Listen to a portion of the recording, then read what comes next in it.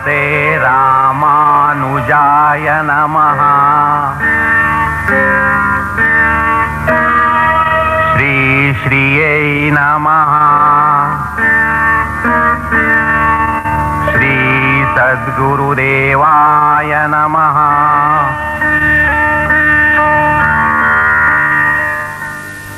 श्री सिद्धदाता आश्रम, सूरजकुंड, बटकल मार्ग, फरीदाबाद, हरियाणा। संस्थापक अनंत श्री विभूषित श्रीमद् जगत गुरु श्री रामानुज संप्रदाय आचार्य, अंतर्यामी त्रिकालदर्शी नारायण स्वरूप श्री श्री 1008 स्वामी सुदर्शनाचार्य जी महाराज।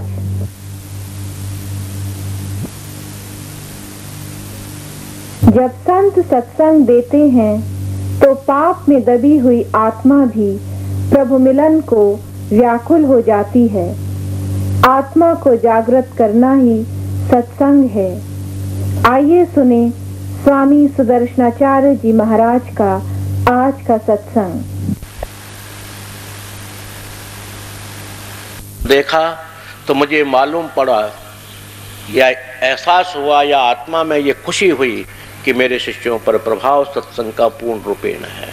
इतनी भारी भीड़ के अंदर में एक सुई की आवाज, एक टन की आवाज भी नहीं, किसी प्रकार की जो वस्तुएं गुमी वो स्टेज पर पहुंच गई। चाहे वो पर्स थे जिसमें नोट थे, किसी ने खोल कभी नहीं देखे। वहां मैंने देखा हरिद्वार में कि मेरे प्रेमियों के मध्य पूर्ण सतयुग का वास था। किसी की घड़ी गुम गई तो स्टेज पर पहुंच गई, किसी के पर्स गुम गए तो स्टेज पर पहुंच गए। एक पैसे का नुकसान नहीं, किसी प्रकार की क्षति नहीं, किसी प्रकार का आपसे में विरोध नहीं।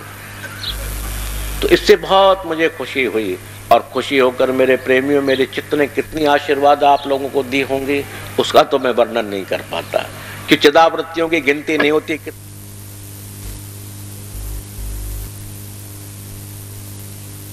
पुत्र की बढ़ाई स्वयं करने से नहीं होती। अपने बेटे बेटियों की बढ़ाई बाप करे तो क्या है, करे ही करे, वो तो अपने कोटे से को भी अच्छा ही बताएगा। परंतु उसकी प्रशंसा समाज करे। वहां के संत जगत ने भूरी भूरी दूसरे दिन प्रशंसा की कि शिष्य हो तो ऐसे हो। ऐसी प्रशंसा उन्होंने बीसों बार करी, बीसों बार करी। कितनी मुझे खुशी हुई होगी। तो यही खुशी मैं परमात्मा के घर भी चाहता हूँ और परमात्मा से प्रार्थना कर रहा हूँ कि मेरे प्रत्येक परिवार ऐसे ही खुशी, ऐसे ही शुद्ध चित्त, पवित्र चित्त और धर्मात्मा बने रहे। इसके बाद में कोई भी कमी नहीं आएगी, किसी तरह की नहीं आएगी। मानता हूँ पूर्व जन्म का लेना पाई, पहले के जन्म के थोड़े थोड़े संस्कार तो सामने आएंगे कि वो अगर भोग हम नहीं भोगेंगे, उनको वापस ले जाएंगे तो फिर भोगने पड़ेंगे दोबारा आकर के। इसलिए थोड़े थोड़े कर्म तो भोगने पड़ेंगे, परंतु उन कर्मों का एहसास मेरे प्रेमियों आप लोगों को नहीं होने दिया जाएगा। जब जहां समर्थ गुरु होता है, जहां समर्थ इष्ट होता है, जहां समर्थता दैविक होती है, वो अपने शिष्य को कभी कष्ट नहीं आने देता और आ भी जाता है तो उसको बहुत सूक्ष्म रूप में टाल देता है। और होनी तो मेरे प्रेमियों होती ही है। भगवान राम ने भी ये निर्णय लिया कि होनी होने के लिए बनाई है। भगवान श्री कृष्ण ने भी हमें मानवता में दिखाया, मानव शरीर लेकर कि होनी अवश्य होती है। मैं वृंदावन भी नहीं बस पाया, मथुरा भी नहीं बस पाया और टापू के बीच में मुझे द्वारका बसानी पड़ी। मानवता थी। युद्ध करते करते समय निकल गया। भगवान राम चक्रवर्ती राजा होने के बाद भी उनके पैरों में चप्पलें, जूतियां या खड़ाऊ नहीं थी।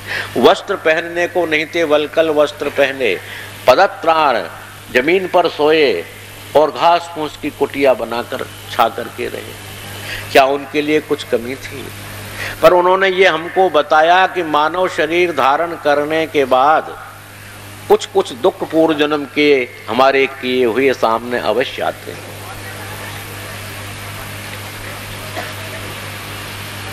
इसलिए कुछ कुछ कष्ट तो आते हैं, उससे परमात्मा को कभी आरोप नहीं लगाना चाहिए। संत को, गुरु को आरोप नहीं लगाना चाहिए। वो पूर्व जन्म के कुछ संस्कार हैं कि परमात्मा और गुरु दोनों अपने शिष्य के लिए कभी बुरा नहीं सोचते, कभी बुरा नहीं विचार करते, बुरा करते नहीं हैं, सदैव उनके हित में ही होते हैं। और जो हित में होते हैं कभी दुख नहीं दिया करते कि अगर दुख देंगे तो हित कहाँ हुआ। दुख भी अगर वो देते हैं, तेज शब्द बोलते हैं, तो उसके हित के लिए, स्वयं के हित के लिए नहीं बोलते, ताकि शिष्य का हित हो, शिष्य का कल्याण हो, परिवार संपन्न हो, समृद्धिशाली हो। तो मेरे प्रेमियों, मैं बार बार यही कहता रहूंगा या कहता हूं कि मुझे बहुत प्रसन्नता आप लोगों से हुई कि रंगरेज का रंग बेकार नहीं गया, रंगरेज का रंग चढ़ा।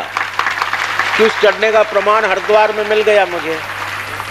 अरे अपने घर में तो प्रमाण मिलता ही रहता है, यहाँ तो शांति आप धारण कर ही लेंगे, पर यहाँ से कितनी दूर, 250-300 किलोमीटर दूर, और जहाँ मेले का प्रभाव चारों तरफ छाया हुआ, ऐसे स्थान पर आप लोगों का परिचय, आप लोगों की जो है शांत, आप लोगों की शालीनता, आप लोगों का सद्व्यवहार अद्वितीय रहा। आपके प्रशासन अधिकारी, मेले अधिकारी ने आप लोगों की संस्था को सर्वप्रथम सर्टिफिकेट दिया है और मान्यता दी है कि उनका समारोह जितना शांति पूर्वक, उनके शिष्यों का किसी प्रकार का कहीं हाउल्लड़ या उनके शिष्यों का कहीं निरर्थक भ्रमण हमने नहीं देखा। ऐसा वरिष्ठ पुलिस अधिकारी का लेख, अर्थात IAS शर्मा जो मेला अधिकारी था, उनका सर्टिफिकेट जो यहाँ प्राप्त है, मौजूद है। और वो मेले का सर्वप्रथम है। वो सर्वप्रथम सुदर्शनाचार्य को नहीं मिला, वो आप लोगों को मिला। कि सुदर्शनाचार्य ने क्या किया, उन तो बैठा ही तो रहा। ये आप लोगों के सद्व्यवहार, सच्चरित्रता और उसके द्वारा पूरे कुंभ के मेले के अंदर आपको सर्वप्रथम मान्य सर्टिफिकेट दिया गया। यह आप लोगों का उस परमात्मा का प्रभाव या शालीनता, उस परमात्मा के नाम से आपके अंदर जो आई है, मैं तो यही कहूँगा कि सदा बनी रहे। और इसके बाद में कहीं भी आपको धर्म, अर्थ, काम और मोक्ष, चारों चीजों का चिंतन नहीं करना है। वो परमात्मा आप लोगों की चिंता कर रहा है। आपका वकील केस नहीं हारता। अरे मैं तो ये नहीं कहता कि मैं भगवान हूं, आपका गुरु नहीं कहता, मैं तो आपका वकील कहता हूं कि आपका ये वकील कभी केस हारना नहीं सीखा। जब से इसने वकालत शुरू की है तब से आज तक उस सुप्रीम कोर्ट में जो परमात्मा का दर है, उसमें कभी आज तक केस नहीं हारा। वो हमेशा ही 100% विजय रहा। तो आपका केस धर्म, अर्थ, काम और मोक्ष का इस वकील ने जब संभाला हुआ, तो निश्चित मानो कि ये वकील हार नहीं होने देगा। तो मैं तो इतना कह करके ही, अगला प्रसंग नहीं कहा गया मुझसे। एक प्रश्न तो ऐसा आया, मैंने कहा कि वो प्रश्नों में बोल दें, पर नहीं कहा, कोई बात नहीं है। यानी एक प्रश्न तो ऐसी जिज्ञासा आई कि गंगा स्नान करने का क्या फल होता है, और जिसमें कुंभ के मेले में कैसा होता है, अच्छा होता है, बुरा होता है, कितने गुना होता है, ऐसा क्वेश्चन करें। मेरे प्रेमियों, गंगा का स्नान तो बड़ी बात है, उसका नाम भी पवित्र है। गंगे गंगे यो ब्रूयात योजना नाम शतैरपि। 100 योजन की दूरी से भी गंगा शब्द का उच्चारण मन से आदमी करे तब भी पवित्र मन हो जाता है। जिसके नाम में इतनी बड़ी पवित्रता है, तो उसके सामीप्यता में कितना आनंद होगा। तो गंगा का तो सदैव स्नान पुण्यकारी और लाभकारी है ही, परंतु कुंभ के अंदर में स्नान करने का फल आम दिनों से संत मत से सहस्त्र गुणा लिखा है, वरना सद्गुणा का प्रमाण तो कई जगह शरीर ने देखा, 100 गुणा। अरे एक बार स्नान करें और सहस्त्र गुणा या 100 गुणा, सहस्त्र गुणा फल अगर हमको मिल जाए और एक बार स्नान करें 1000 स्नानों का फल मिल जाए, इससे बड़ी क्या बात है। तो कुंभ के मेले के अंदर सहस्त्र गुणा फल प्राप्त होता है कि सूर्य मेघ राशिगत हो जाता है, बृहस्पति स्वच्छ में हो जाता है, उस वक्त में गंगा स्नान का पुण्य सहस्त्र गुणा शास्त्र ने वर्णित किया है पुराणों के अंदर में। और सहस्त्र गुणे से भी अनंत गुणा कुंभ में हो जाता है। अनंत गुणा मतलब जिसको गिना नहीं जाता, अनंत। क्यों? कि गंगा का पुण्य तो सहस्त्र गुणा है ही कुंभ के अंदर। सूर्य जब मेघ राशि में तो हर साल ही आते रहते हैं, पर सूर्य और गुरु की स्थिति एक साल नहीं रहती, वो 12 साल में होती है।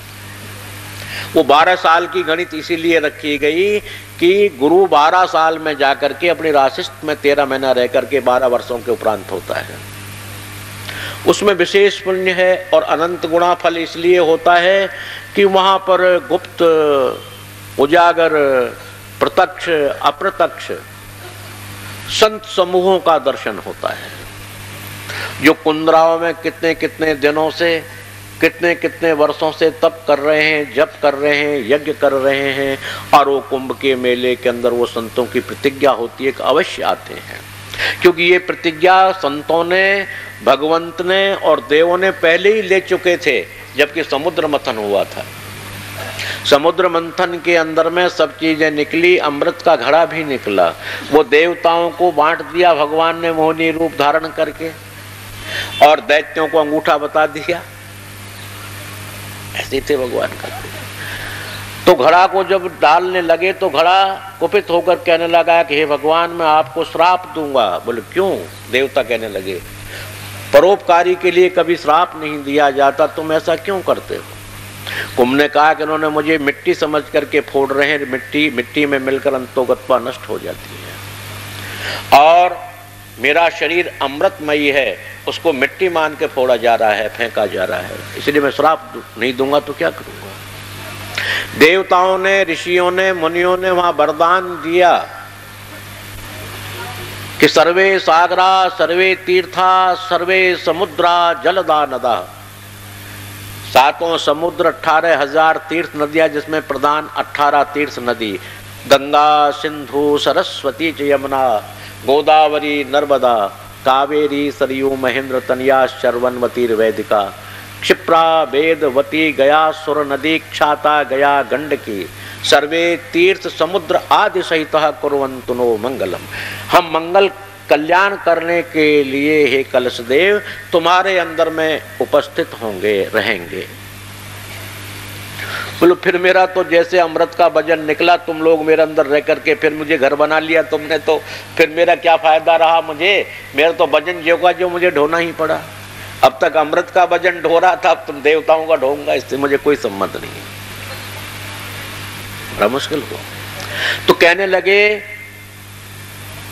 कि तुम्हारे नाम की स्मृति में तुम्हें मिट्टी मानकर फोड़ा जरूर जा रहा है, मिट्टी में मिट्टी नहीं मिलोगे। तुम्हारी स्मृति में 4 दिशाओं में, अर्थात 4 विशेष क्षेत्रों में आपका मेला लगेगा, जो कुंभ का मेला कहलाया जाएगा। वही उज्जैन, नासिक, प्रयाग और हरिद्वार, इन 4 जगहों पर गरुड़ जी महाराज उस कलश को लेकर के बैठे थे, दैत्यों से डर करके। उन्हीं जगह कुंभ का मेला लगता है। तो देवताओं ने, ऋषियों ने, मुनियों ने कुंभ से प्रतिज्ञा की थी कि तुम्हारे उस मेले के अंदर हम अवश्य पहुंचेंगे।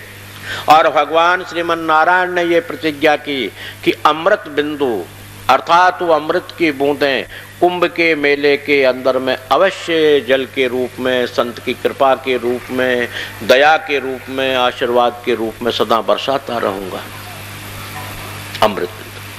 तो कुंभ के अंदर में जितने भी हमारे संत, 33 करोड़ देवता और बड़े बड़े प्रधान देव, येन केन रूपेण, किसी भी रूप में वहाँ उपस्थित होते हैं, ऐसी प्रतिज्ञा कलश से उन्होंने की। और वही कुंभ का मेला है, इसलिए ये मेला प्रतिज्ञाबद्ध मेला होता है। प्रतिज्ञाबद्ध उसे कहते हैं कि वहाँ पहुँचना ही पड़े। अरे जगह जगह के आपने देखे, कन्याकुमारी से कश्मीर तक के संत थे, और जिनको बुखार हो रहा था वयोवृद्ध, त्रिदंडी स्वामी जी की तो 172 साल की आयु का सुना है मैंने, देव जी की तो 172 साल के विद्वान और वयोवृद्ध कितने ही संत उस मेले में रहे। और क्या उनको किसी पागल कुत्ते ने काटा था जो इतनी गर्मी के अंदर में अपने स्थान को छोड़ करके और हरिद्वार में पहुंचे? पर प्रतिज्ञाबद्ध होने की वजह से पहुंचे। वो संत ऋषि मुनि तपस्वी योगी अति प्रतिज्ञा से बद्ध होते हैं, वचनबद्ध होते हैं। अब वचनबद्ध होने से वहां पहुंचे तो मेरे प्रेमियों, अगर आपने उस गंगा में स्नान किया, संत दर्शन किया, उनकी चरण धूली धूप, उनकी चरण धूली वायु से उड़कर हमारे मस्तक पर चढ़ी, क्या अनंत गुणा फल नहीं मिलेगा हम लोगों को? इसलिए जो प्रश्न रामेश्वर सिंह जी ने किया था कि गंगा स्नान का कुंभ के अंदर में कोई विशेष महत्व है, बहुत विशेष महत्व है। विशेष नहीं, अत्यधिक विशेष, अनंत गुणा फल प्राप्त होता है, परंतु अपनी भावनाओं के युक्त उसमें गुणन फल होता है कि भावना जैसी रहती है उसका फल उतना ही प्राप्त हो जाता है, न्यूनाधिक होता चला जाता है कि किस भावना से युक्त है। अगर वो कुंभ के मेले में उस दिए हुए वचन की भावना से गया है कि मैं संत दर्शन करूंगा, गंगा स्नान करूंगा और मेरे पवित्रता होगी, आनंद होंगे, ऐसे भाव से गया तो उसको अनंत गुणा फल है। और बुरी भावना से गया, जब भी गंगा स्नान का फल तो उसको मिलेगा ही मिलेगा। खीर अगर जो है लग भी गई, ओज गई या जल गई, फिर भी खीर तो रहेगी, दाल से तो अच्छी रहेगी। इसलिए कुंभ के मेले में जाना जिस भावना से जाए वो अच्छा ही है। अनंत गुणा फल लेने के लिए अनंत गुणी श्रद्धा चाहिए, जितनी श्रद्धा है उतना भाव अवश्य मिलेगा, इसमें कोई शंका नहीं है। श्री आर के उपाध्याय जी, आइए कृपया अपनी जिज्ञासा प्रस्तुत करिए। ना हवन। परम पूज्य गुरुदेव महाराज की, परम पूज्य गुरुदेव महाराज। महाराज जी, 19 अप्रैल को महाअभिषेक के अवसर पर हरिद्वार में हम सब भक्तों ने देखा कि हिमालय से लेकर कन्याकुमारी तक के अध्यात्म जगत के समस्त पीठाधीश्वर, धर्माचार्य, संत, महापुरुष उपस्थित थे। उन्होंने जगत गुरु रामानुजाचार्य महाराज की अध्यात्म जगत की सर्वश्रेष्ठ उपाधि पर आपको अलंकृत करते हुए उस अध्यात्म जगत के महान सिंहासन पर समस्त संतों ने, समस्त धर्माचार्यों ने महाअभिषेक करते हुए आपको अपने हाथों से उठाकर विराजमान किया। मेरी जिज्ञासा ये है कि जहां श्री गुरु महाराज आपका इतना महान अलंकरण हुआ, वहां हम आपके शिष्यों की जिम्मेदारी पर भी क्या कोई प्रभाव पड़ेगा? ये तो प्रश्न पूछने का नहीं है, समझने का है।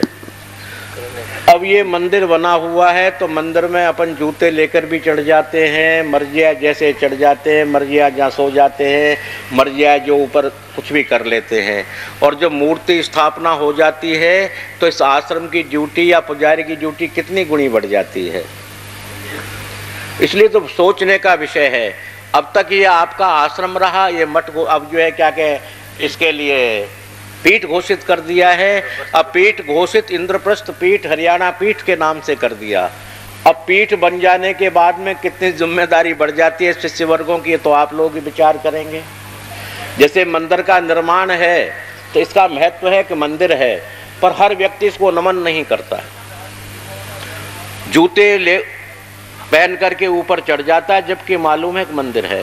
परंतु ये जब तक है जब तक मूर्ति स्थापन नहीं होती। और जब मूर्तियों की स्थापना यहाँ हो जाएगी तो आप लोग कहेंगे जूते वहीं खोलिए, क्योंकि भगवान ठाकुर जी का मंदिर है, चलते हुए आदमी नमस्कार करेगा। मूर्ति स्थापन होने के बाद ड्यूटी घट गई या बढ़ गई? बढ़ गई। ठीक उसी तरह से आपके आश्रम को जब मठ पीठ घोषित कर दिया गया और इसको जगत गुरु धाम बना दिया गया, तब आश्रम में जैसे रहते थे वो ठीक है। अब ये चीज़ बढ़ जाने के बाद तो आपकी ड्यूटी तो बढ़ ही गई है और उस ड्यूटी से आप लोग पीछे नहीं हो, इसलिए मुझे इस पर कहना भी विशेष नहीं है। जो ड्यूटी बढ़ी है उससे ज़्यादा तो आप पहले ही से करते चले आ रहे हो। अब ये और 50 गुनी बढ़ जाए, जहाँ तक तो आप पहले ही करते आ रहे हो वहाँ तक तो मैं दुखी नहीं है। अरे एक मठ पीठ घोषित होने के बाद वहाँ की सेवा है, वहाँ का भाव है, वहाँ की श्रद्धा है, ये होना चाहिए। वो तो आप लोगों में कूट कूट कर आज से 6-7 साल पहले से ही भरा हुआ है। जब एक IAS, RPS, RRS अर्थात अच्छा व्यापारी वर्ग का जो कभी धूप नहीं देखी और AC से बाहर नहीं निकलता, और वो यहाँ ईंट ढोता है, पत्थर ढोता है, मिट्टी धोता है, अब बताइए इससे ऊपर और क्या श्रद्धा हो सकती है, इससे ऊपर और क्या भावना जुड़ सकती है। तो ये पीठ घोषित हो जाने के बाद भावनाओं से ओतप्रोत मानव को होना चाहिए। वो आप लोग अब से पहले ही हुए हो, इसलिए इसमें तो मेरा कहना या विशेष कोई प्रभाव डालना ज़्यादा नहीं है, क्योंकि अपनी अपनी ड्यूटी पर सब लगे हुए हैं। डॉक्टरों का बैच अपनी डॉक्टरों को लेकर के बैठा हुआ है, टोटल कोई भी बीमारी हो, कुछ भी हो, उसकी रिसर्च, हाथों दवा, सब काम हो रहा है। मैं इनको पैसा नहीं देता, मैं इनके लिए अपॉइंटमेंट नहीं करता, स्वयं अपनी इच्छा से स्वयं प्रेरणा युक्त डॉक्टरों का बैच यहाँ से हरिद्वार भी पहुँचा। जबकि उन डॉक्टरों से पूछिएगा, मैंने हरिद्वार के मेले के लिए नहीं कहा, पर एम्बुलेंस गाड़ी भी और कितने 4,500 व्यक्तियों के लिए उन्होंने इंजेक्टिव किया, यानी इंजेक्शन लगाया, किसी को उल्टी वॉमिट। और ये नहीं सिद्धार्थ आश्रम के खेमे को लगाया, नहीं, त्रिदंडी देव आश्रम और आसपास जो भी आया सबके लिए ट्रीटमेंट दिया। तो इतनी भावना से अपने अपने क्षेत्र के व्यक्ति अपने अपनी भावनाओं से जुड़े हुए हैं अनवरत। तो इस पर तो मुझे ज़्यादा कुछ नहीं कहना है। जो एक पीठ घोषित होने के बाद, एक संत को जगत गुरु घोषित होने के बाद जो काम होना चाहिए वो आप 7 साल पहले से ही करते चले आ रहे हो सकता है आप लोगों की सेवा देखकर, हो सकता है आप लोगों की आस्था को देखकर, हो सकता है आपकी कार सेवा को देखकर, आप लोगों की कार सेवा को देखकर ही इस शरीर को ये उपाधि मिली हो। मैं ये क्यों कहूँ कि मेरे अंदर गुण हैं, मैं ये क्यों कहूँ कि मेरे अंदर विद्या है, मैं ये क्यों कहूँ कि मेरे अंदर में बलिष्ठता है, बिल्कुल नहीं। ये एकदम नहीं, ये आप लोगों का संतों ने, ये थोड़े संतों के आंख नहीं होती, संत सबसे ज्यादा गुप्तचर होता है। सरकारी गुप्तचर विभाग तो फिर भी फेल हो जाता है, पर संत जगत का गुप्तचर कभी फेल नहीं होता। उन्होंने कितने संतों को किस किस भेष में अपने शिष्यों को भेजकर ये देखा हो कि उस जगह पर कार सेवा से स्थान का निर्माण किया जा रहा है, कार सेवा के बल पर ही आश्रम बन गया, कार सेवा के बल पर ही मंदिर बन चुका है, कार सेवा के बल पर परिक्रमा बन चुकी है, कार सेवा के बल पर उद्यान बहुत बड़ा बगीचा लग गया है। तमाम काम कार सेवा से हो रहा है। तो क्या उन्होंने ये विचार नहीं किया होगा कि वहाँ के सेवक कार सेवा में अनवरत उपस्थित रहते हैं, चाहे रात के 11 बजे हों। जब यहाँ काम पड़ा तो 7-7 रातें लगातार मतलब रात और दिन, 1 सेकंड काम बंद नहीं हुआ जब ये फर्श बना था। ये फर्श का आप देखते हैं कि 7 दिन के अंदर का निर्माण है टोटल। ये नीचे फर्श पड़ना भी, दीवार होना और 4.5 फुट इसका भर्त होना, भरा गया ये 4.5 फुट गड्ढा। ये काम 7 दिन के अंदर निर्माण हो गया। आज दुनिया के टाटा, डालमिया, बांगड़, बिरला नहीं करा सकते 7 दिन के अंदर इसको, पर यह आप लोगों ने कर दिया। इसी बात को देखकर संतों ने भाई इस झुंड को जो कौन चला रहा है उसके लिए उपाधि से विभूषित कर दिया जाए।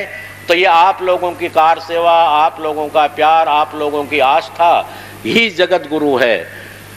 क्यों, मैंने तो आप लोगों को अपना सर्वस्व दिया हुआ है, तो ये उपाधि भी आप लोगों की है, मेरी अपनी कुछ नहीं है। मैं तो जगत गुरु भगवान भाष्यकार रामानुजाचार्य का दासानुदास हूँ और आप लोगों का परम सेवक भी हूँ। यानी जगत गुरु जिसने जगत को ही अपना सर्वस्व मान लिया हो, अपना पुत्र पुत्री मान लिया हो, अपना सर्वस्व धन मान लिया हो, वही जगत गुरु है। क्या जगत गुरु पूजा कराने के लिए, चंवर छड़ी छत्र के लिए थोड़े है। जगत गुरु जिसका जगत ही गुरु हो, यानी गुरु मानकर जगत की सेवा करे, बड़ा मानकर सेवा करे। तो मैंने तो वो पद लिया है कि आप लोगों को सेवा करने का मुझे और ड्यूटी बढ़ गई है। आप लोगों की ड्यूटी बढ़ी या नहीं बढ़ी, पर मेरी जरूर बढ़ गई है, यह अवश्य है।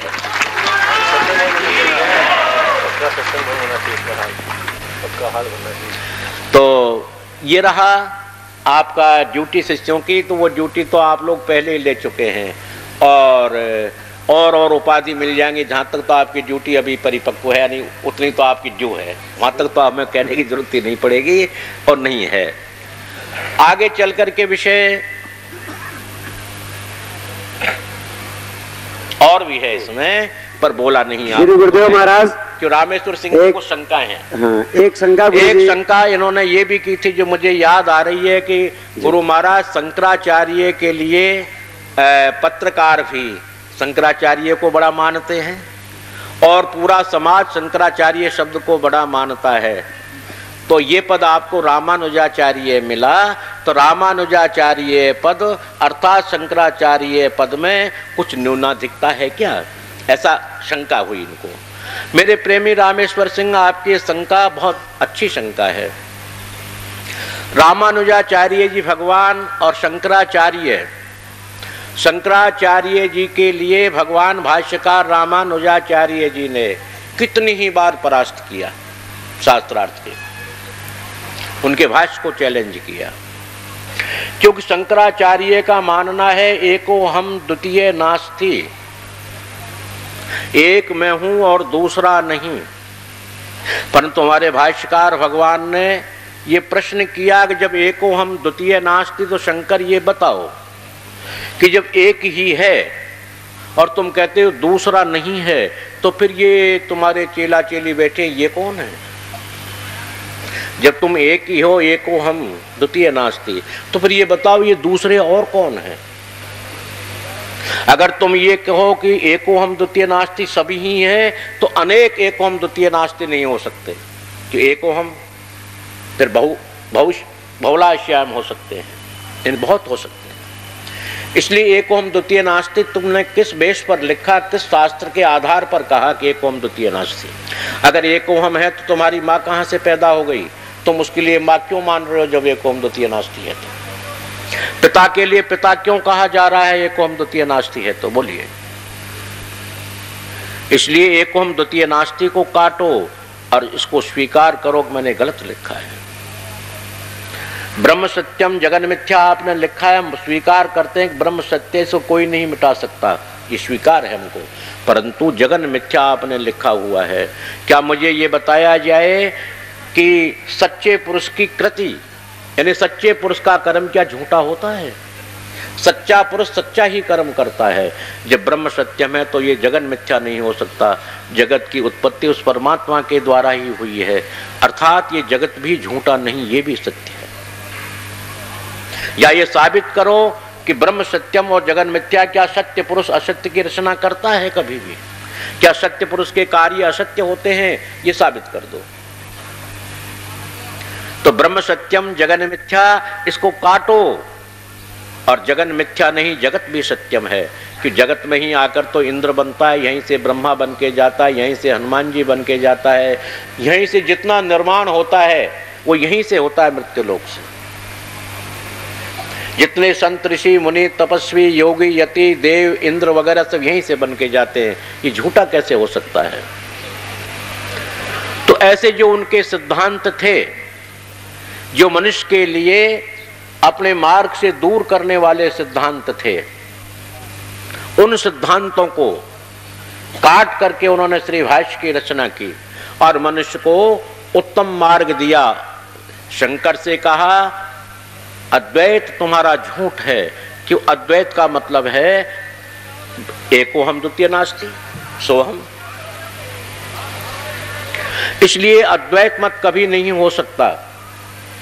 विशिष्टाद्वैत वालों को उन्होंने ललकारा कि तुम दो मानते हो, पर हमेशा जहां दो होता है वहां तीसरे की उत्पत्ति अवश्य होती है। कहीं भी संबोधन में आप कीजिए मैंने आपको फला चीज दिलाई, तो मैंने आपको दो और दिलाई जहां से तीन।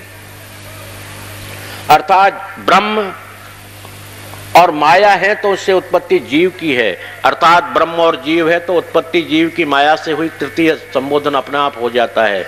इसलिए इन्होंने द्वैताद्वैत को भी खंडन किया और विशिष्टाद्वैत की स्थापना की। विशिष्टाद्वैत उसे कहते हैं जहाँ तीन का संबोधन होता है। तीन के संबोधन का मतलब है कि पूरा संसार तीन के अंदर समाहित है, एक में नहीं है। सुबह दोपहर शाम, स्त्रीलिंग पुल्लिंग और नपुंसक लिंग, ब्रह्मा विष्णु महेश, काली लक्ष्मी सरस्वती, जवानी बचपन और बुढ़ापा, सर्दी गर्मी और बरसात, स्त्रीलिंग पुल्लिंग और नपुंसक लिंग, ये तीन में ही समाहित है। अर्थात जीव ब्रह्मन वो धन धर्म के हित में लगाया जाता है और परमात्मा की प्राप्ति के लिए लगाया जाता है, समाज सेवा में लगाया जाता है, वो माया भक्ति बन गई। अर्थात परमात्मा का नाम स्मरण करो, ये जगत गुरु श्री भाष्यकार भगवान रामानुजाचार्य का सिद्धांत है कि तुझ परमात्मा की भक्ति करने पर माया भी तुम्हें भक्ति का रूप बन जाएगी, स्वतः ही उसको बनाने की जरूरत नहीं है। और भगवान की सेवा करने पर तुम्हें धर्म अर्थ काम मोक्ष प्राप्त हो जाएंगे। अर्थात जीव ब्रह्म और माया तीनों का एक रूप है। ये शंकराचार्य के लिए परास्त किया गया। श्री भाष्य के द्वारा श्री भाष्य की रचना की गई। श्री नाम लक्ष्मी देवी का है, आदि शक्ति का नाम श्री है। उस आदि शक्ति देवी ने ही इस भाष्य को रचा या भाष्यकार रामानुजाचार्य जी के द्वारा लिखवाया और स्वयं बोलती गई, तो उसका नाम श्री भाष्य रहा। उसमें जो सिद्धांत लिखे गए हैं या उसके अंदर में जो अद्वैतवाद द्वैताद्वैतवाद का खंडन किया गया है, वो अकाट्य है, वो सिद्धांत है, वो तर्क से परे है। इसलिए रामानुजाचार्य ने हम जन जीवन के लिए बहुत सुलभ मार्ग और सत्य मार्ग और श्रेष्ठ मार्ग दिया। भाष्यकार भगवान रामानुजाचार्य ने, शंकराचार्य ने सोहम शब्द का उच्चारण किया जो बिल्कुल गलत था। सोहम, तू है जो मैं हूं, ये इम्पॉसिबल। ये कैसे हो सकता है कि भगवान जो है जीव भगवान बन जाए, या मछली कहने लगे कि मैं नदी हूं, मैं तालाब हूं, मैं झोड़ हूं। वो मूर्खा है मछली। मछली ये कह सकती है कि मैं इस झोड़ का जीव हूं, मैं इस झोड़ में पैदा हुआ जीव हूं, ऐसा कह सकती है, परंतु वो नहीं कह सकती कि मैं झोड़ हूं। ये उसकी बेवकूफी है। पत्ता ये नहीं कह सकता आम का पत्ता कि मैं आम हूं, वो आम का पत्ता है, वो वृक्ष नहीं हो सकता, आम नहीं बन सकता। ठीक उसी प्रकार से जीव ब्रह्म नहीं बन सकता। जीव ब्रह्म का दास हो सकता है, चरण सेवक हो सकता है, उसकी सामिप्य सेवा में जा सकता है और समान हो सकता है। पर समानता ये नहीं बराबरी, तू है जो मैं हूं, ये चैलेंज है। ये चैलेंज का मतलब किसी को चैलेंज करना। तू क्या समझता है तू है जो मैं हूं, वो ब्रह्म के बराबर नहीं हो पाता। इसका सिद्धांत का भाष्यकार भगवान ने खंडन किया कि ऐसा नहीं हो सकता, और ये खंडन मां श्री देवी के द्वारा भी करवाया। भाष्यकार भगवान जब जा रहे थे गंगा स्नान के लिए, गर्मी के दिन ग्रीष्म थे, लूज मोशन हो गए, जैसे शरीर को भी हो गए हरिद्वार में 10-20 बार लूज मोशन हो गए, तो अधिक घबराहट से वो गंगा के 10 कदम दूरी पर गिर गए, बेहोशी आ गई। तो वहां वो श्री देवी, वो शक्ति, वो महामाया, वो जिसके अनेकानेक रूप है, एक वृद्धा का रूप धारण करके उधर से गुजर रही है। अरे तू कौन है, कैसे पड़ा हुआ है भाई? अरे तू शंकर है, शंकर, वो शंकर जो कहता है एकोहम द्वितीय नास्ति सोहं ब्रह्म सत्यम जगन मिथ्या, वो शंकर है क्या तू? हाँ, तो बोलो जब तू ब्रह्म ही है, एकोहम द्वितीय नास्ति कहता है और सोहं कहता है, तो ये तो गंगा तो 10 कदम पर है, यहाँ तू प्यासा मर जाएगा, पानी कमी हो गई तेरे अंदर, 10 कदम घिसट कर चला जा और पानी पी ले गंगा में जा करके। गर्दन हिलाती, चल नहीं सकता। ने कहा कि मूर्ख, मैं तो बुढ़ी हो गई, अब मैं तुझे पानी कैसे लाऊं? शंकर ये बता मुझे, तू मूर्ख है। अरे थोड़ा थोड़ा चल, ब्रह्म कभी थकता नहीं है, ब्रह्म से कभी कोई चीज परे नहीं है। ये तो गंगा ही तो है, 10 कदम पर जाकर के पी ले पानी। वो कहने लगे, शंकर ने ध्यान किया तो साक्षात माथी, यूं हाथ किया, डिसेंट्री वगैरह सब बंद, ठीक।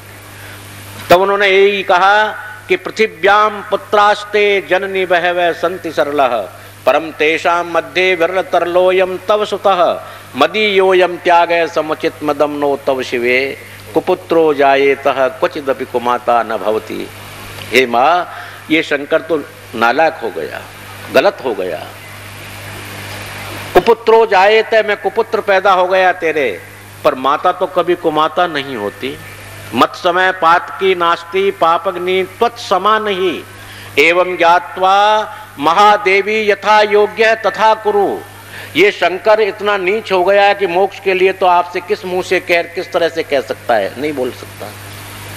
मत समय पातकी नास्ति, मेरे समान इस संसार में और पापी नहीं है जो मैंने असलियत जो है सनातन धर्म का खंडन किया। और पाप अग्नि तत्समा नहीं, हे श्री देवी आपके समान पापों को नाश करने वाली भी मैंने नहीं सुना है। एवं ज्ञात्वा महादेवी यथा योग्य है तथा कुरु, हे महामा ऐसा जानकर जैसा तेरी मर्जी हो शंकर को वैसा ही कर दे, नरक भेज दे चाहे स्वर्ग दे दे, मैं तो तेरे चरणों का दास हो गया हूँ। ये शंकराचार्य ने स्वयं अपनी कलम से लिखा जो मैं बोल रहा हूँ। अगर ये कहें कहाँ लिखा है तो देवी अपराधन स्तोत्र में पढ़िए और नीचे लिख रहा है शंकराचार्य विरचितम, शंकराचार्य के द्वारा लिखा गया, कहा गया।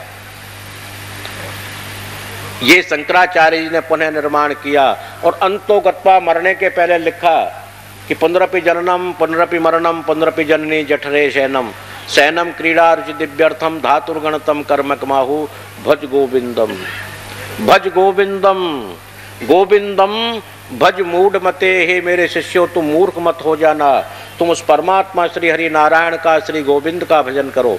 क्यों गोविंद गवाम बिंदती से गोविंद, जो इंद्रियों का पालन करने वाला हो, पृथ्वी का पालन करने वाला हो, उसका नाम गोविंद अर्थात नारायण। तुम उस नारायण के भजन से दूर मत हो जाना। भज गोविंदम इसी का भजन करना। हे मूर्ख बुद्धि वाले शिष्यों तुम मूर्ख बुद्धि वाले मत बनना, तुम श्रेष्ठ बुद्धि वाले होकर परमात्मा श्री नारायण का भजन करना। अब ये देखिए शंकर जो है मत के मानने वाले एक सन्यासी से जहाँ दूसरा सन्यासी मिलेगा, आज के बाद आप ये रीडिंग कीजिए, नोट कीजिए कि वो दोनों मिलने के टाइम ओम नमो नारायण कहेंगे। वैसे शिष्यों को कहेंगे सोहंग, परंतु जब दोनों मिलेंगे जब कहेंगे ओम नमो नारायण। क्या उनके बाप का नारायण है? पर कहते हैं नमो नारायण, क्योंकि उसके शब्द के बिना भज गोविंदम मूढ़ मते, तुम मूर्ख बुद्धि मत हो जाना, उसका नामस्मरण करते रहना। अब रही बात उनकी जिद वाली, एक आदमी पिटता रहता है, जब वो कहता है अब के दे जब जानूंगा, फिर वो मार देता है दूसरे वाला, फिर कहता है अब के दे तब समझूंगा, तुझे ऊपर होता चला जाता है। तो ये तो जिद वाली बात है। वरना तो भगवान श्रीमन नारायण का भजन शंकर भाष्य ने भी, शंकराचार्य ने भी स्वीकार किया है। अर्थात शंकराचार्य को अनेकानेक बार परास्त भाष्यकार भगवान रामानुजाचार्य ने किया है और सद्धर्म की स्थापना की है। इसलिए शंकर मत से रामानुज जो है पद 1000 गुणा अनंत गुणा ऊपर है, ये नीचे नहीं है।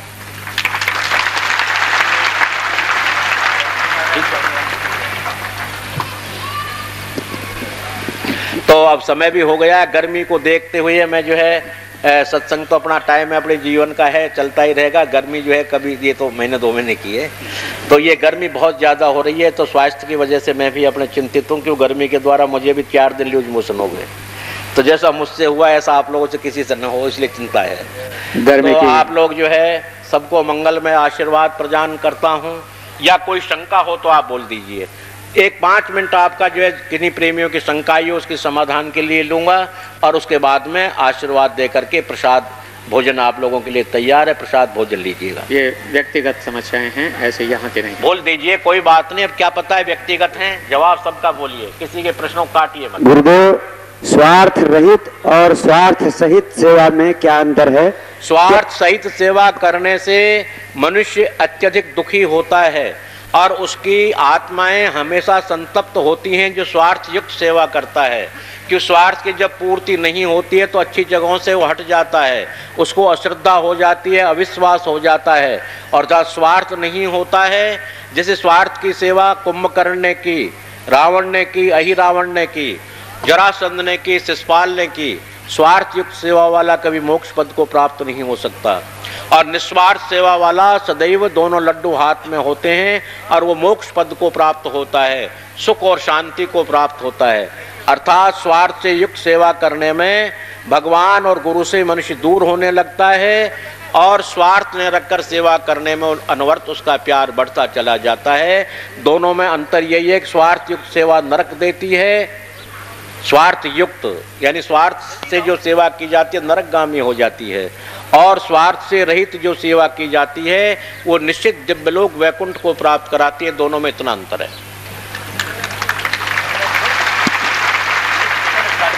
बोलिए। बारंबार हमारे अनुरोध करने के पश्चात भी आप लोग यहाँ व्यक्तिगत समस्याएं भेजते हैं, हमें पढ़ने में थोड़ा सा कष्ट होता है। बोलिए, देर मत कीजिए। सरस्वती विहार से, गुड़गांव से, चक्रपुर से लिख रहे हैं, मैं बहुत ही दुखियारा हूँ। मुझे चिंता सिर्फ इस बात की है कि मेरी माताजी ने 11 महीने से अन्न नहीं खाया है, डॉक्टरी इलाज से भी कोई फर्क नहीं हो रहा है। मेरे प्रेमी, आप यहाँ की आस्था, श्रद्धा और विश्वास रखिए। अगर आपकी श्रद्धा आप यहाँ मौजूद सुन रहे हैं और आज ही आपकी वास्तविक श्रद्धा होती है तो कल से ही आपकी माँ अन्न खाने लगेगी, जो कोमा में वो दूर हो जाएगी। पर मुझे श्रद्धा चाहिए। मेला अधिकारी, हरिद्वार कुंभ मेले अधिकारी द्वारा प्रदान यह प्रमाण पत्र आपके आश्रम के शिविर को, शोभा यात्रा को, आप सभी के आचरण को देखते हुए उन्होंने बहुत ही सम्मानीय शब्दों में इसमें अपनी अभिव्यक्तियां व्यक्त की। सुना तो 2 मिनट में सुना दिया करो, कागज को पढ़ थोड़ी रहे तुम्हारे ऊपर। प्रमाणित किया जाता है कि श्री सिद्धदाता आश्रम ने कुंभ मेला 98 हरिद्वार के सप्तऋषि आश्रम सप्त सरोवर की लगभग 15 बीघा भूमि पर अपना भव्य शिविर आयोजित किया। उपरोक्त शिविर में स्वामी श्री सुदर्शनाचार्य जी महाराज को श्रीमद जगत गुरु रामानुजाचार्य के पद पर 19 अप्रैल 1998 को पदाभिषेक किए जाने के पश्चात एक भव्य शोभा यात्रा 20 अप्रैल 1998 को निकाली गई। शोभा यात्रा सप्तऋषि से चलकर सप्त सरोवर घाट साधु बेला के समीप गंगा के किनारे पहुंची। शोभा यात्रा में सैकड़ों ट्रैक्टर, ट्राली, कारें के काफिले, हाथी व घोड़ों, बग्घी शामिल थे। इतना ही नहीं, कई बैंड बाजे, शहनाई वादक एवं 151 महिलाओं जो कि केसरिया परिधान धारण किए हुए थे, अपने सिरों पर चांदी व सोने के कलश धारण किए हुए थे, स्वागत हेतु चल रही थी। इस शोभा यात्रा की छवि अद्भुत एवं आकर्षित करने वाली थी। इनके द्वारा सप्त सरोवर पर शिविर लगाकर असंख्य यात्रियों को धार्मिक प्रवचनों द्वारा लाभान्वित किया गया तथा इसके साथ ही साथ अन्य क्षेत्र की सेवा, साहित्य वितरण, निःशुल्क औषधालय का भी आयोजन किया गया तथा असंख्य यात्रियों को उनके द्वारा चलाए गए अन्य क्षेत्र से भी भोजन किया। मैं संपूर्ण मेला प्रशासन की ओर से इनके कार्य की सराहना करते हुए आभार प्रकट करता हूं। जेपी शर्मा, कुंभ मेला अधिकारी, IAS।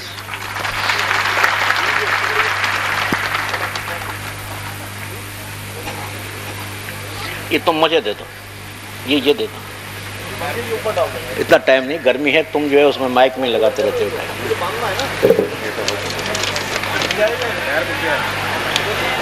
एक आया है, आदरणीय गुरुजी, मैं गोविंदेक सौंदवासी आपके चरण कमलों में प्रणाम करता हूं। मेरे मन में कुछ भ्रम सा पैदा हो गया है। उक्त आपसे प्रार्थना करता हूं कि आप मेरा भ्रम दूर करने की कृपा करें। मेरा भ्रम निम्नलिखित बातों पर है। यम, नियम, आसन, प्राणायाम, प्रत्याहार, धारण, ध्यान और समाधि क्या है? मेरे प्रेमी, पहले इसका जवाब ये है कि ये यम और नियम उसे कहते हैं कि मानव का जो नियम होना चाहिए वो धारण करे और दैत्य के नियम को दूर कर दे। दैत्यों का नियम है दारू पीना, मांस खाना, लहसुन प्याज खाना, उन्मादक वस्तुओं का खाना, ऐसे और असंगत समय, असंगत संगत में बैठना, अनेकानेक प्रकार के व्यभिचारों में रत रहना, ये नियम को त्याग करके मानवता के नियम हैं कि सुबह शाम प्रभु का स्मरण करे। प्रभु मैं आपका हूँ, आप मेरे हो, ऐसा दिल में एक नियम बना ले। और आसन यह है कि मिनट 2 मिनट यानी 24 घंटे होते हैं, उसमें 1 मिनट के हिसाब से 24 मिनट एक आसन पर बैठ करके परमात्मा का नाम स्मरण करे। बाकी अपने काम में करे, अपना काम धंधा करे, 24 मिनट परमात्मा को दे दे। प्राणायाम कहते हैं प्राणों का याम नाम विसर्जन, उनको आराम देना, अर्थात थोड़े समय के लिए प्रभु का चिंतन करके प्राणायाम उसे कहते हैं कि अपने श्वासों को थोड़ा थोड़ा हल्का हल्का रोकने का अभ्यास करें, कि श्वासों को जितना आप कम खर्च करोगे उतनी उम्र आपकी ज़्यादा बढ़ जाएगी, बहुत लंबे चौड़े नहीं। और धारणा उसे कहते हैं चित्त में ये धारण कर ले, धर्म नाम की कोई वस्तु है और वो धर्म परमात्मा की प्राप्ति है, अर्थात परमात्मा के चरणों की सेवा से बढ़कर और धर्म नहीं है, संतों की सेवा से बढ़कर के और नियम संयम नहीं है। ध्यान परमात्मा का स्मरण करते हुए उनका ध्यान करे। शांताकारम भुजगशयनम पद्मनाभम सुरेशम विश्वाधारम गगन सदृशम मेघवर्णम शुभांगम लक्ष्मीकांतम कमल नयनम योग ध्यान गम्यम। ऐसा ध्यान भगवान करे से सैया पर लेटे हुए हैं, माँ लक्ष्मी चरण दबा रही है, संसार के पूरे पालन करने वाले हैं। कृष्ण की उपासना करने वाले बंसी विभूषित करा नवनीर दाभात, वो भगवान श्री कृष्ण मक्खन हाथ में लिए हुए हैं, मुरली बजा रहे हैं, भक्तों को सुख दे रहे हैं। ऐसा ध्यान करके उनके नाम स्मरण करें।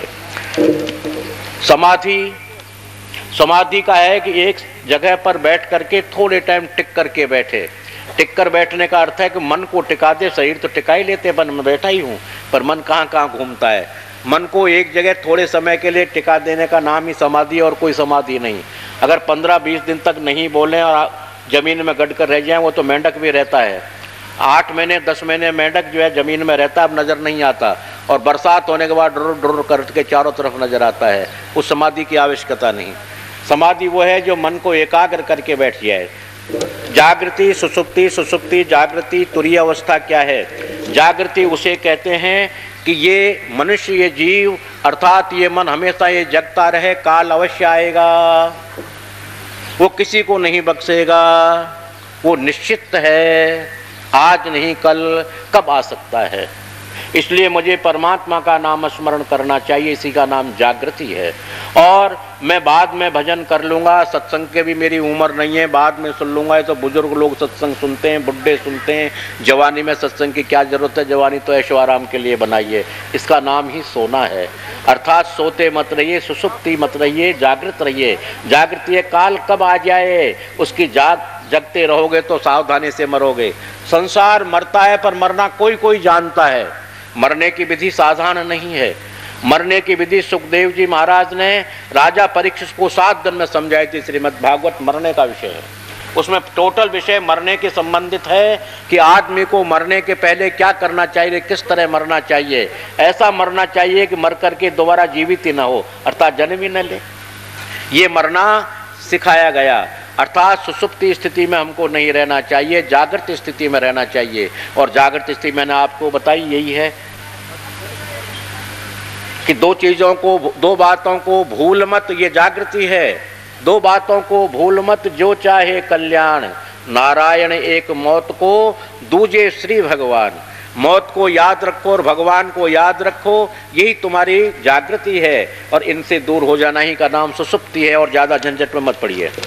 कुछ महात्मा लोग कहते हैं कि सुषुम्ना नली और तृतीय भवस्तपुरी एक है, यह भी बताने की कृपा करें ताकि हम जैसे पापियों का उद्धार हो सके। मेरे प्रेमी, सुषुम्ना या एडा, पिंगला, सुषुम्ना 3 नाड़ी हैं। ये योगियों की क्रिया है। योग का प्रचलन समाप्त हो चुका। सन 76 तक 1000 का नोट चलता था और गवर्नमेंट ने मना कर दिया कि अब के बाद नहीं चलेगा। तो उस 1000 के नोट के तुम मुझे 10 रुपये नहीं दे सकते।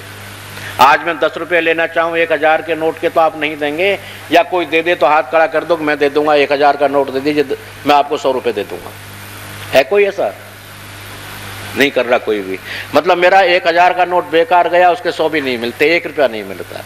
ठीक उसी प्रकार से सुषुम्ना आदि जो है नाड़ियाँ जो 3 हैं, वो तीनों नाड़ियाँ योग का विषय समाप्त भगवान ने कर दिया आपसे पहले ही।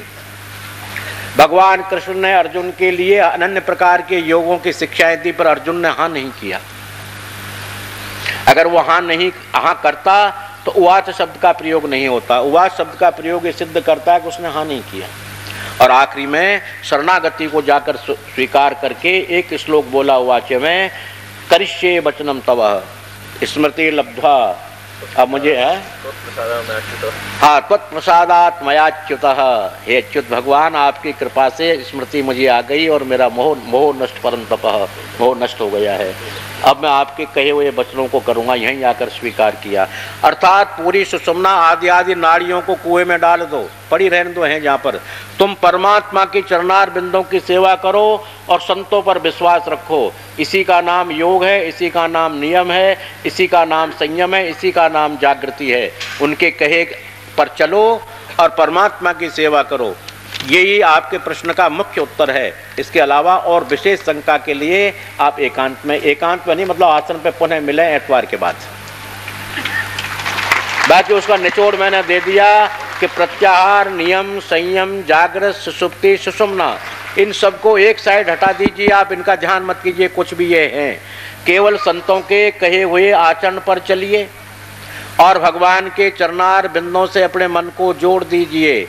यही प्रत्याहार, यही आहार, यही नियम, यही संयम सब कुछ है और बाकी कुछ नहीं रह गया है। क्यों जितने भी ये किए जाते हैं भगवान की सेवा के लिए किए जाते हैं और तुम सीधे भगवान की सेवा में लग जाओ, संत सेवा में लग जाओ, उनकी आज्ञा का पालन करो, सब ये 10 नियम तुम्हारे इकट्ठे एक जगह ही हो जाते हैं। प्रेमी भक्तों, आशीर्वाद कार्यक्रम आरंभ होने से पहले मैं अपना कर्तव्य समझता हूं, इस संस्था का महासचिव होने के नाते हरिद्वार कुंभ के मेले पर जो सिद्धदाता शिविर लगाया गया, जो भक्त लोग वहां गए, उन्होंने वहां की व्यवस्था देखी।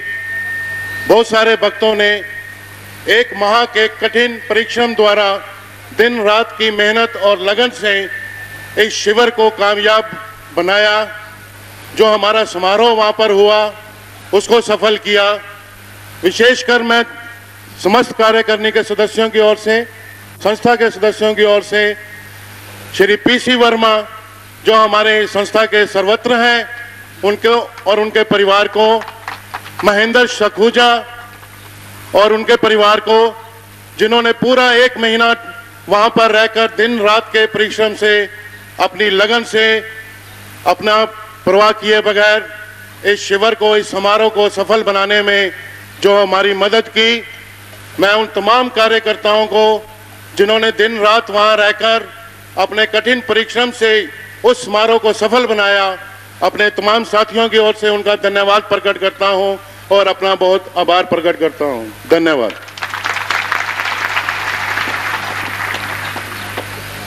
तो मेरे प्रेमियों, मेरा शुभ मंगलमय आशीर्वाचन स्वस्ति वाचन के सहित। ओम स्वस्ति न इंद्र वृद्धश्रवाः स्वस्ति नः पूषा विश्ववेदाः स्वस्ति नस्तारक्षो अरिष्टनेमिः स्वस्ति न बृहस्पतिर्दधातु। ओम शांति शांति शांतिर्भवतु। ओम जौहौ शान्तिरन्तरिक्षगं शान्तिः पृथिवी शान्तिरापः शान्तिरोषधयः शान्तिः वनस्पतयः शान्तिर्विश्वे देवाः शान्तिर्ब्रह्म शान्तिः शान्तिरेव शान्तिः सामा शान्तिरेधि यदुज्जरः समीहते तदभयं गुरु शन्नः गुरु प्रभ्यो भयन्नः। हरि ओम। शांति में पाठ करते हुए आदित्यादि ग्रहा सर्वे सर्वे देवा सुपैत्रिका, 9 ग्रहों एवं ब्रह्मा विष्णु महेश 33 करोड़ देवता आप लोगों का सदा कल्याण करें, सदा आपका हित करें। जो भी ग्रह है वो आपके सानुकूल हों। पितृदेव और ऋषि देव आपका सदा कल्याण करें। अर्थात मेरा मंगलमय आशीर्वचन प्रत्येक मेरे प्रेमियों के साथ सदैव अनवर्त रहे और घर के अंदर में सुवृद्धि हो। या श्री स्वयं सुकृति नाम भवनेषु लक्ष्मी, वो लक्ष्मी माँ जो अनेकानेक रूप में, पुत्र रूप में, गज रूप में, वाहन रूप में, संतान रूप में, सुख के रूप में, अर्थात अन्न के रूप में, द्रव्य के रूप में हर जगह समाहित है। वो श्री देवी अनेकानेक रूपों में होकर सब मेरे प्रेमियों का घर में कल्याण करें, उनको सुख प्रदान करें, शांति प्रदान करें एवं इच्छाओं कामनाओं की पूर्ति करे और परमात्मा की ओर गमन करे, व्यसनों से दूर हटाकर सुख और शांति प्रदान करे। ऐसी मेरी मंगलमय कामना। ऐसे मैंने कहा पुण्यक्षेत्र हरिद्वार में मेरी आत्माओं ने आपको कितना आशीर्वाद दिया होगा वो मैं वर्णन नहीं करता हूँ, और उसका प्रभाव शनै शनै आप लोगों के तक पहुँचता ही रहेगा। क्योंकि आशीर्वाद ऐसा नहीं कि आज दे दिया और समाप्त हो गया, ये तो अनवरत चलने वाला है। आपकी सेवा अनवरत, आपका ध्यान अनवरत चलता रहेगा और इसकी कृपा आशीर्वाद भी अनवरत आपको प्राप्त होता ही रहेगा। तो मेरा मंगल है। श्री लक्ष्मी नारायण भगवान की, भास्कराचार्य भगवान रामानुज भगवान की, श्रीमद जगत गुरु रामानुजाचार्य इंद्रप्रस्ताव हरियाणा पीठाधीश्वर स्वामी सुदर्शनाचार्य जी महाराज की, श्री लक्ष्मी नारायण भगवान की, श्री लक्ष्मी नरसिंह भगवान की, साचे दरबार की। जल सेवक कृपया जल पिलाने की। सभी मीठा मीठा बोलेंगे। गोविंदी बोलो, हरि गोपाल बोलो, गोविंदी बोलो, हरि गोपाल बोलो, गोविंदी बोलो, हरि गोपाल बोलो। सभी बोलेंगे। ओ गोविंदी बोलो, हरि गोपाल बोलो, ओ गोविंदी बोलो, हरि गोपाल बोलो, बोलो हरि गोपाल बोलो। वो मनाते थे वो उसी प्रकार से मनाया जाएगा। इसलिए कोई भी प्रेमी भाई या बहन 27 मई को कोई खास प्रोग्राम देना चाहे तो इस माह के तीसरे धन्यवाद अदा करते हैं। कृपया जल्दी जल्दी आप सभी अपने कदम बढ़ाइएगा। गोविंद बोलो, हरि गोपाल बोलो, श्रीमती मौजमती 101 रुपया श्री चरणों में समर्पित कर रहे हैं। बोलो। श्री अशोक चौहान जी नोएडा निवासी 501